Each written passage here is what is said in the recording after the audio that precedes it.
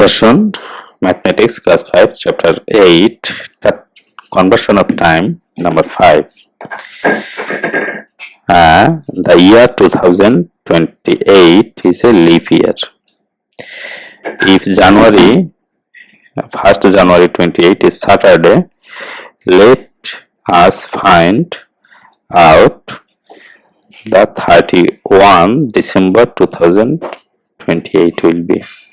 In leap year, we know that leap year in 366 days. Okay, the year end after the day it's began. That means it began in Saturday. Okay, if first one is Saturday, then 31 will be Sunday. 31 December. If January